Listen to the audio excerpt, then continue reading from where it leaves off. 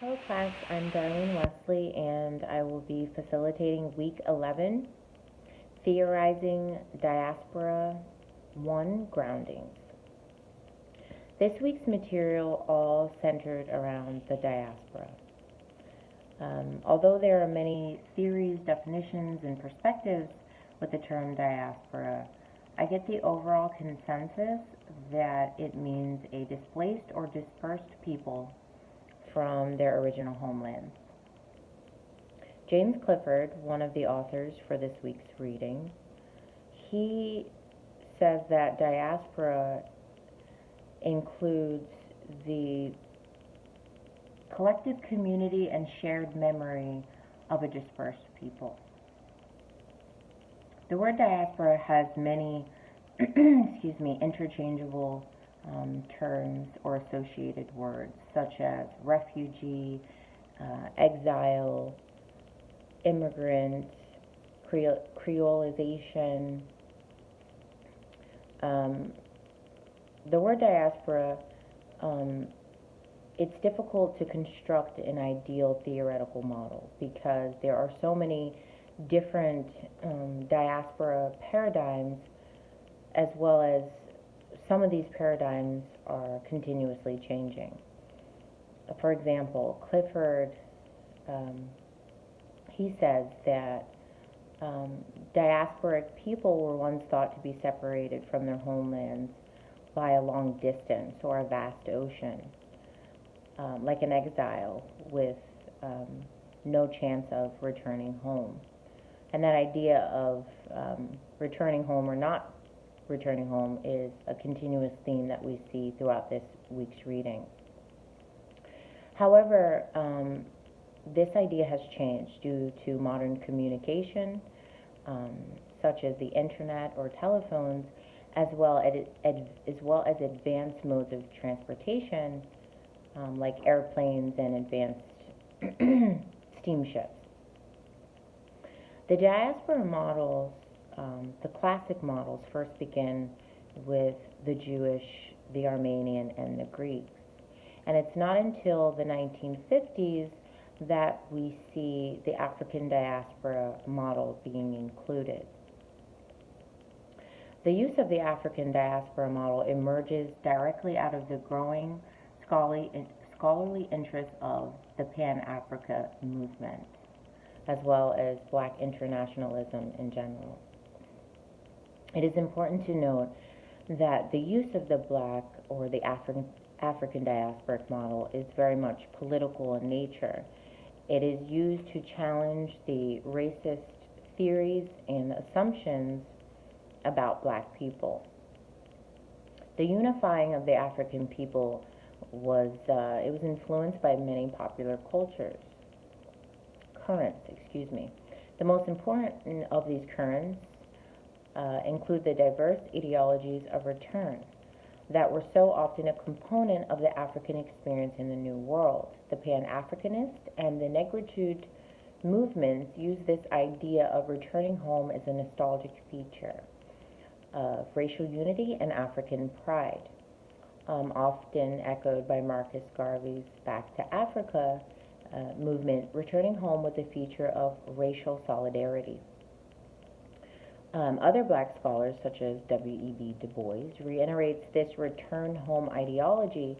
He believed if the Black New World populations have their origin in fragmentation, racialized oppression, and systematic disposition of the slave trade, then the Pan-African impulse stemmed from the necessity to confront or heal that legacy through racial organization itself. Terms such as creolization and hybridity have been employed by critics to challenge the Afrocentric perspective of the diaspora. The hybridity paradigm contends that the Afrocentric approach excludes diverse new cultures and identities that are formed by displaced people. Critics such as Kobina Mercer and Paul Gilroy, who we see these names repeatedly throughout this week's material, they are very much both major critics of the Afrocentric approach. Um, Mercer argues that black nationalism and racial unity excludes the importance of gender, sexuality, and class. Instead, he champions hybridization through cultural mixing. According to Mercer, these hybrids retain strong links to and identifications with the traditions and places for their origin, but they are without the illusion of any return to the past. They are not and never will be unified in the old sense because they are inevitably the products of several interlocking histories and cultures belonging at the same time to several homes and thus to no home. Again, we see this reoccurring theme. He's saying, but they are without the illusion of any return to the past, of any returning home. And this completely rejects or challenges the Pan-Africanist perspective and the return home ideologies. On the other hand, we see Paul Gilroy. He takes a completely different approach, and within the readings it says that he takes a middle ground approach. In his work titled The Black Atlantic, this term Black Atlantic we see also several times throughout Paul Gilroy's work, he argues that African diaspora is continuously crisscrossed by the movement of black people, not only as commodities, but engaged in various struggles towards emancipation and citizenship. At the same time, Gilroy also argues racist nationalists and absolutionist discourses orchestrate political relationships so that these identities appear to be mutually exclusive, occupying the space between them or trying to demonstrate their continuity has been viewed as provocative and even an act of political insubordination. Wow, that's a lot. For me personally, I'm a little confused by Paul Gilroy. Some of his work or his theories and perspectives seem a little contradictory to me, because on one hand, he talks about this black collective memory and the shared discrimination and oppression and history of slavery, but then on the other hand, he completely rejects any type of black unity. It's a little confusing to me. I was very much interested by Christine Chivillon, which is another author of this week's reading.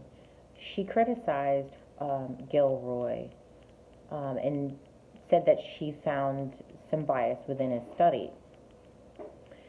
This was because he was unwilling to acknowledge any black nationalists or, black scholars, Afrocentric scholars, such as W.E.B. Du Bois. She says that he refuses to acknowledge the hybridity principle in Du Bois' work. Chivillon questions Gilroy, and she asks, is it not Du Bois who forged the concept of the double consciousness that expresses the double self, which makes it possible for a man to be both a Negro and an American? And this takes me to my first question. Do you believe Du Bois' double consciousness theory mirrors the hybridity principle? Finally, I would like to talk about the reading that I found the most intriguing and the most interesting out of all this week's material, titled The African Diaspora Towards an Ethnography of Diasporic Identification. I found this reading to be the most interesting. Edmund T. Gordon, one of the authors, spent almost 10 years on the Caribbean coast of Nicaragua. Gordon was politically active and a product of the nationalist power black politics. He arrived on the Nicaragua Caribbean coast expecting to find in it a black Creole community, and he expected to find this community centered in an African diasporic identity and race-based politics. What he found, and what I have found personally myself, that identity is very much complex and not all inclusive.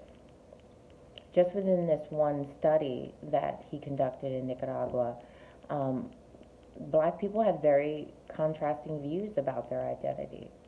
And although, yes, some did believe that or identified with being black, many others did not. Some felt as though they were just as equally black as they were white. And then others felt that they were neither black nor white, but they were mixed.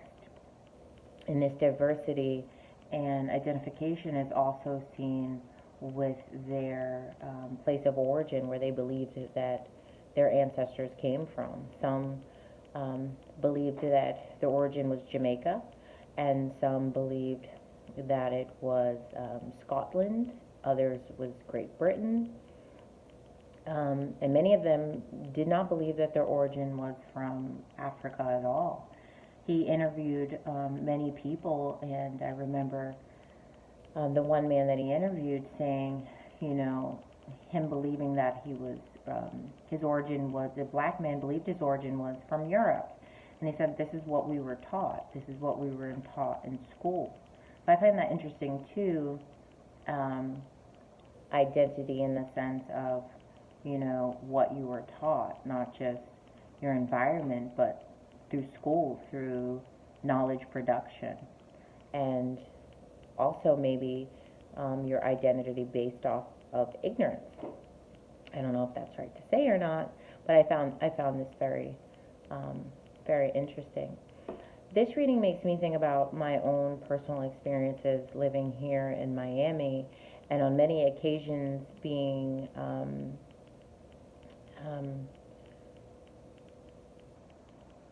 how would I say it, mistaken for Hispanic. There was this one instance where I met this woman, and she asked me if I was a Dominicana, and I said no, I'm a black woman. And I asked her, are you black? Because she looked black to me, and she says, no, I'm a Dominicana. And it was very interesting because here I have to admit that I was offended that she thought I was Hispanic, which I wouldn't be today. But she was also offended that I thought she was black. After living in Miami for quite some time and getting used to the many different cultures within the black race here in Miami, and also studying different theories of blackness, I now know today that identity is very complex, and that it's based in many, many different factors. It has many different characteristics, such as political or national, our ethnicity, our culture, maybe even our religion.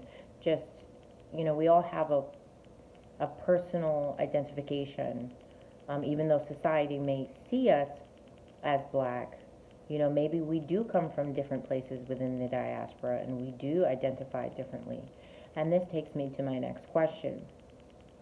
On what basis can one presume to call all blacks an African diasporic people if many do not claim that they are? So if, black people throughout the diaspora, such as this Dominican woman, if she does not, feel as though she's this way, on what basis can we claim that all these people are African diasporic